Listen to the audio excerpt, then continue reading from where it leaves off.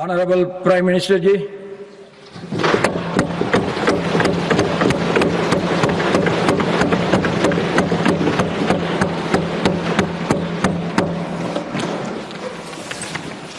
माननीय सभापति जी, पश्चिम एशिया में चल रहे युद्ध और उससे बनी परिस्थितियों से हम सभी परिचित हैं। मैं आज संसद के उच्च सदन के सामने और देशवासियों के सामने इन विकट परिस्थितियों पर सरकार का पक्ष साझा करने के लिए उपस्थित हुआ हूं। पश्चिम एशिया में चल रहे इस युद्ध को 3 सप्ताह से अधिक का समय हो चुका है। इस युद्ध ने पूरे विश्व में गंभीर ऊर्जा संकट पैदा कर दिया है। भारत के लिए भी ये स्थिति चिंताजनक है। इस युद्ध से हमारे व्यापार के रास्ते प्रभावित हो रहे हैं। इससे पेट्रोल, डीजल, गैस और फर्टिलाइजर जैसे जरूरी सामान की रूटीन सप्लाई प्रभावित हो रही है। गल्फ देशों में करीब 1 करोड़ भारतीय रहते हैं, वहां काम करते हैं। उनके जीवन और आजीविका की सुरक्षा भी भारत के लिए बहुत बड़ी चिंता है। होर्मुज स्ट्रेट में दुनिया के अनेक जहाज फंसे हैं। उनमें बहुत बड़ी संख्या में भारतीय क्रू मेंबर्स हैं। ये भी भारत के लिए एक बड़ी चिंता का विषय है। ऐसी विकट परिस्थिति में आवश्यक है कि भारत की संसद के इस उच्च सदन से शांति और संवाद की एकजुट आवाज पूरे विश्व में जाए।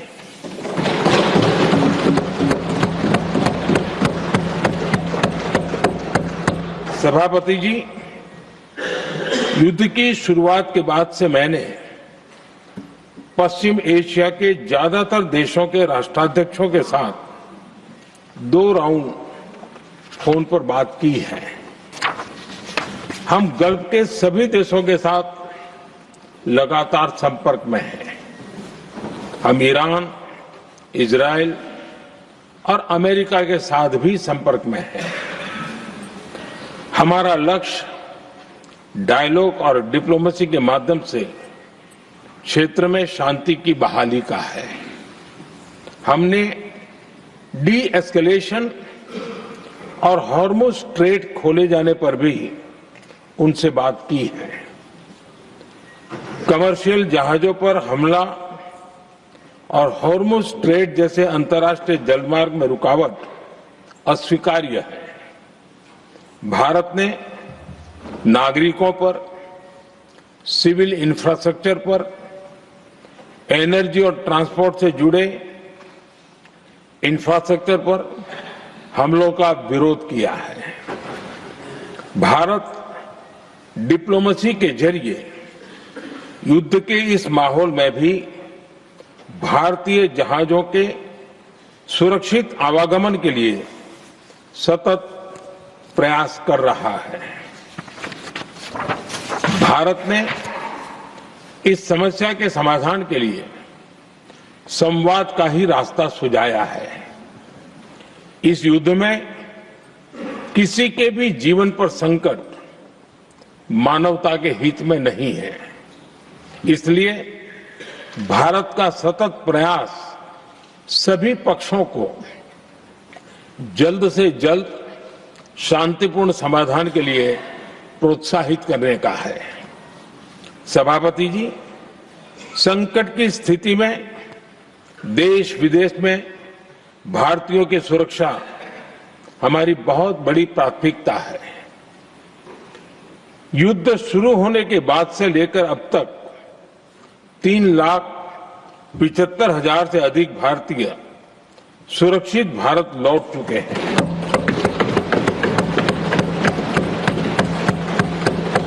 ईरान से ही अभी तक 1,000 से अधिक भारतीय सुरक्षित वापस लौटे हैं। इनमें 700 से अधिक मेडिकल की पढ़ाई करने वाले युवा हैं। हमारी सरकार संकट के इस समय में पूरी संवेदनशीलता से काम कर रही है। सभी देशों ने वहां मौजूद भारतीयों की सुरक्षा का पूरा आश्वासन दिया है। हालांकि ये बहुत दुखद है कि हमलों के कारण कुछ भारतीयों की मृत्यु हुई है और कुछ घायल भी हुए हैं। ऐसे मुश्किल हालात में परिवारजनों को आवश्यक मदद दी जा रही है। जो घायल हैं, उनका बेहतर इलाज सुनिश्चित कराया जा रहा है। सभापति जी, होर्मुज स्ट्रेट विश्व व्यापार के सबसे बड़े रूट्स में से एक है।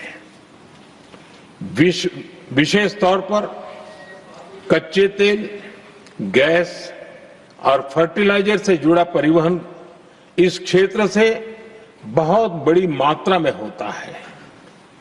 युद्ध के बाद से ही होर्मुज स्ट्रेट में जहाजों का आना जाना बहुत चुनौतीपूर्ण हो गया है। लेकिन विपरीत परिस्थितियों के बावजूद हमारी सरकार ने संवाद से, कूटनीति के माध्यम से रास्ते बनाने का प्रयास किया है। प्रयास ये है कि जहां से भी संभव हो वहां से तेल और गैस की सप्लाई भारत पहुंचे। ऐसी हर कोशिश के नतीजे भी देश देख रहा है। बीते कुछ दिनों में दुनिया के अनेक देशों से कच्चा तेल और एलपीजी से भरे जहाज भारत आए हैं।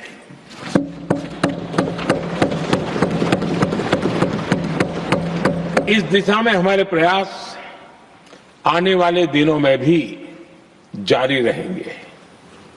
सभापति जी, भारत का प्रयास है कि तेल हो, गैस हो, फर्टिलाइजर हो, ऐसे हर जरूरी सामान से जुड़े जहाज भारत तक सुरक्षित पहुंचे।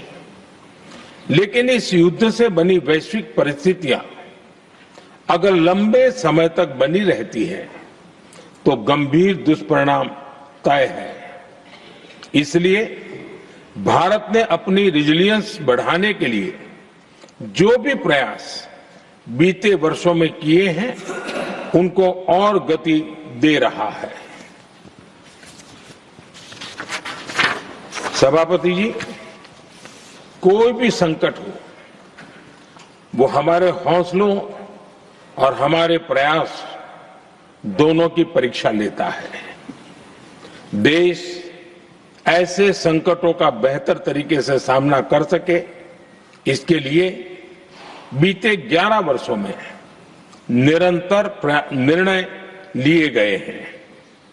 एनर्जी इंपोर्ट का डाइवर्सिफिकेशन ऐसे ही प्रयासों का हिस्सा है।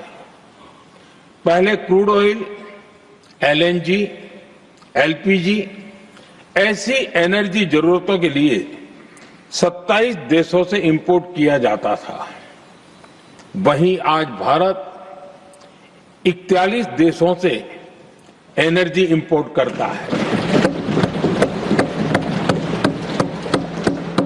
बीते दशक में भारत ने संकट के ऐसे ही समय के लिए कच्चे तेल के भंडारण को भी प्राथमिकता दी है। हमारी तेल कंपनियां संकट के समय के लिए काफी मात्रा में पेट्रोल और डीजल का भंडार रखती है। बीते 11 वर्षों में 53 लाख मीट्रिक टन से अधिक का स्ट्रेटेजिक पेट्रोलियम रिजर्व भी डेवलप किया गया है और 65 लाख मीट्रिक टन से अधिक के रिजर्व की व्यवस्था पर देश काम कर रहा है।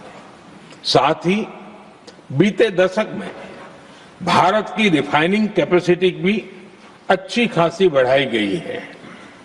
मैं आपके माध्यम से सदन को और देश को ये आश्वासन देना चाहता हूं कि भारत के पास क्रूड ऑयल के पर्याप्त स्टोरेज के और निरंतर सप्लाई की व्यवस्थाएं हैं।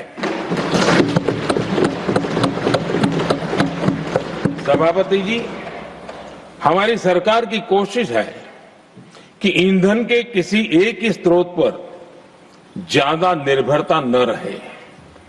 सरकार घरेलू गैस सप्लाई में एलपीजी के अलावा पीएनजी पर भी बल दे रही है।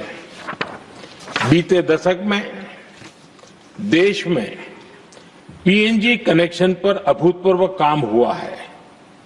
बीते दिनों में इस काम को और तेज किया गया है। साथ ही एलपीजी के घरेलू उत्पादन को भी बड़े पैमाने पर बढ़ाने का प्रयास किया जा रहा है।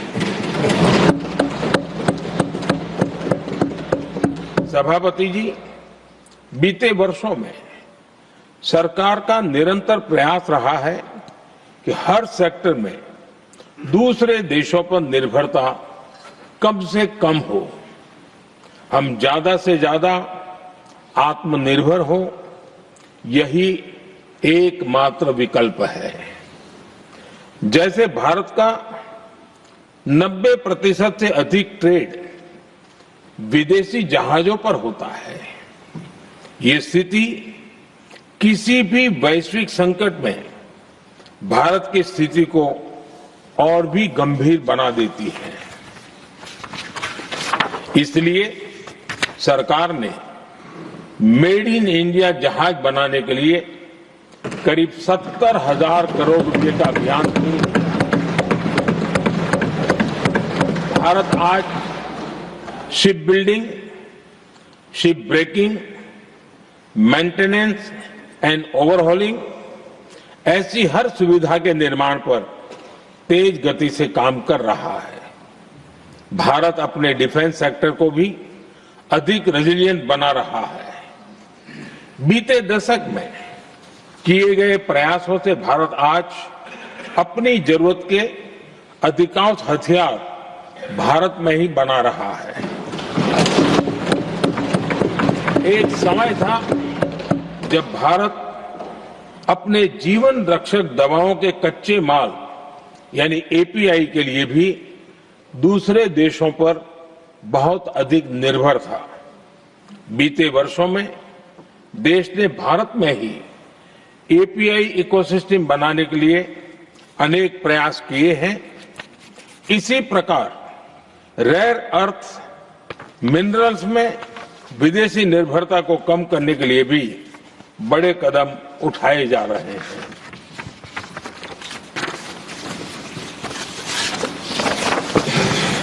आदरणीय सभापति जी, वर्तमान संकट ने पूरी दुनिया की इकोनॉमी को हिला दिया है। अभी तक पश्चिम एशिया में जो नुकसान हुआ है उससे रिकवर होने में भी दुनिया को बहुत समय लगेगा। भारत पर इसका कम से कम दुष्प्रभाव हो, इसके लिए निरंतर प्रयास किए जा रहे हैं। हमारी इकोनॉमी के फंडामेंटल्स मजबूत हैं और सरकार पल पल बदलते हालात पर नजर रखे हुए है। सरकार इसके शॉर्ट टर्म, मीडियम टर्म और लॉन्ग टर्म ऐसे हर प्रभाव के लिए एक रणनीति के साथ काम कर रही है। भारत सरकार ने एक इंटर मिनिस्ट्रियल ग्रुप भी बनाया है। ये ग्रुप नियमित मिलता है और हमारे इंपोर्ट एक्सपोर्ट में आने वाली हर दिक्कत का आकलन करता है और ये ग्रुप आवश्यक समाधान पर भी निरंतर काम करता रहा है। जैसे कोरोना के समय में अलग अलग सेक्टर्स की चुनौतियों से निपटने के लिए एक्सपर्ट्स और ऑफिसर्स के एम्पावर्ड ग्रुप्स बने थे, वैसे ही कल ही ऐसे 7 नए एम्पावर्ड ग्रुप्स का भी गठन किया गया है। ये group supply chain, petrol diesel, fertiliser, gas, महंगाई ऐसे विषयों पर त्वरित और दूरगामी रणनीति के तहत कार्रवाई करने का काम करेंगे। मुझे पूरा भरोसा है कि साझा प्रयासों से हम परिस्थितियों का बेहतर सामना कर पाएंगे। आदरणीय सभापति जी, सरकार ये भी प्रयास कर रही है कि आने वाले बुआई के सीजन में किसानों को पर्याप्त खाद मिलती रहे। सरकार ने खाद की पर्याप्त सप्लाई के लिए आवश्यक तैयारियां की हैं। सरकार का निरंतर प्रयास है कि किसानों पर किसी भी संकट का बोझ न पड़े। मैं देश के किसानों को फिर आश्वस्त करूंगा कि सरकार हर चुनौती के समाधान के लिए उनके साथ खड़ी है।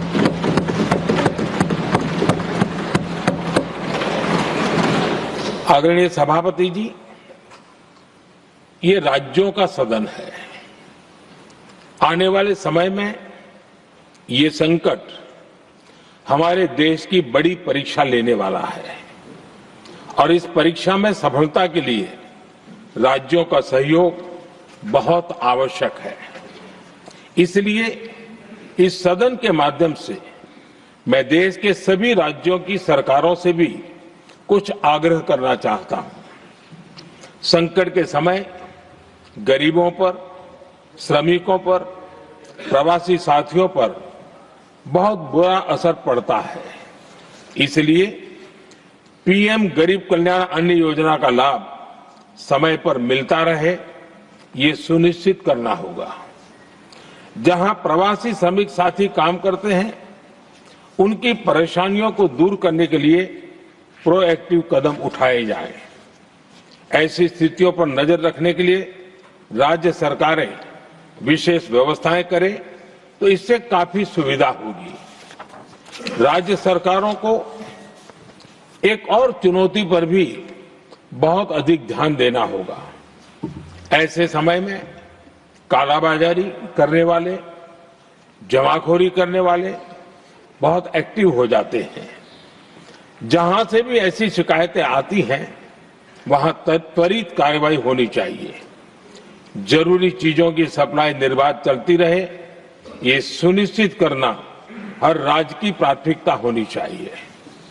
आदरणीय सभापति जी, मैं सभी राज्य सरकारों से एक अनुरोध और करना चाहता हूं। संकट चाहे कितना भी बड़ा हो, भारत की तेज ग्रोथ बनाए रखना हम सभी का दायित्व है। हमें इसके लिए हर जरूरी कदम, हर जरूरी रिफॉर्म्स तेजी से करते रहने होंगे। ये राज्य सरकारों के पास बहुत बड़ा अवसर भी है। ये टीम इंडिया की भी बहुत बड़ी परीक्षा है। कोरोना के महासंकट में केंद्र और राज्यों ने टीम इंडिया बनकर कोविड मैनेजमेंट का एक बेहतरीन मॉडल सामने रखा था। अलग अलग पॉलिटिकल पार्टी की सरकारें होने के बावजूद टेस्टिंग, वैक्सीनेशन से लेकर जरूरी चीजों की आपूर्ति टीम इंडिया